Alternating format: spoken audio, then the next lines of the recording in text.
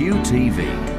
लोहिया मानव कल्याण trust, Shri Ram Balaji Dham बाबा नीम करौली आश्रम trust, लाला Om Prakash Agarwal memorial trust एवं श्री राम कथामृत महोत्सव समिति के तत्वाधान में एक प्रेस वार्ता का आयोजन किया गया, जिसकी अध्यक्षता विनीत गुप्ता लोहिया ने। उन्होंने कहा कि समिति के तत्वाधान में 1 फरवरी से 9 फरवरी तक ब्रेड फैक्ट्री के पास श्री राम कथा का आयोजन किया जा रहा है, जिसमें राम कथा की वर्षा पूज्य भाई श्री रमेश भाई ओझा जी के मुखारविंद से की जाएगी। दिनांक 31/1/2024 को समय 1:30 पर दोपहर ऋणमुतेश्वर मंदिर बुद्धि विहार से विशाल कलश यात्रा निकाली जाएगी। कलश यात्रा पहुंचकर संपन्न होगी। कार्यक्रम स्थल पर समस्त कलशों स्थापना की जाएगी। कलश यात्रा पहुंचकर संपन्न होगी। कार्यक्रम स्थल पर समस्त कलशों की स्थापना की जाएगी। 1/2/2024 से पूज्य भाई श्री रमेश भाई ओझा जी के द्वारा श्री राम कथा का शुभारंभ किया जाएगा, जिसमें प्रत्येक दिवस हजारों की संख्या में राम भक्त राम कथा का रसपान करने के लिए आएंगे। राम कथा के उपरांत प्रतिदिन विशाल भंडारे का आयोजन की व्यवस्था रहेगी।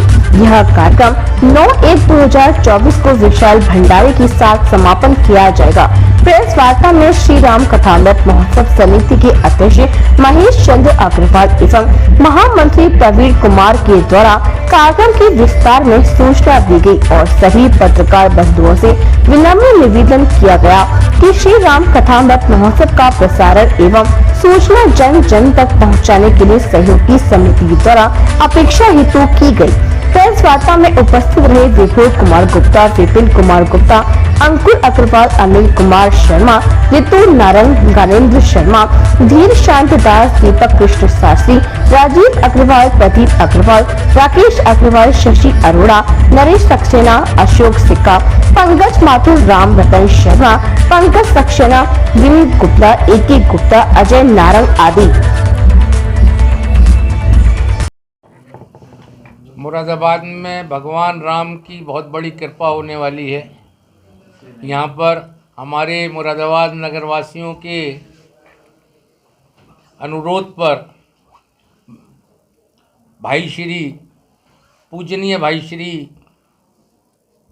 रमेश भाई ओझा जी द्वारा यहाँ राम कथा का आयोजन मुरादाबाद में किया जा रहा है 1 फरवरी से 9 फरवरी तक। कहाँ पर होगा और क्या व्यवस्थाएं की हैं, कितने लोगों की बैठने की? ये कार्यक्रम बुद्धि विहार के ग्राउंड में होगा और लगभग उम्मीद है कि 5,000 से 10,000 लोग रोज़ाना अपना राम की कथा सुनेंगे। और चूँकि इस समय पूरा देश राम में हो रहा है, अभी अभी राम मंदिर बन के चुका है, प्राण प्रतिष्ठा होके चुकी है। मैं भी उस कार्यक्रम में गया था। प्राण प्रतिष्ठा के कार्यक्रम में मुझको भी वो सौभाग्य मिला था रामलला के दर्शन करने का और उनकी प्राण प्रतिष्ठा को लाइव देखने का। तो मैं तो अपने को बहुत भाग्यशाली समझता हूँ कि हमको वहाँ रामलला के दर्शन हुए और पूरा वातावरण जो आज पूरे देश के अंदर राम में हो रहा है, उसी उपलक्ष्य में हम लोगों ने भी ये विचार किया कि मुरादाबाद के जो नगरवासी हैं उनको भी राम कथा का श्रवण करके वो भी उसका धर्म लाभ कमाएं और जो भगवान श्री राम ने जो आदर्श स्थापित किए, वो स्थापित इसीलिए किए थे कि लोग उसका अनुसरण करें।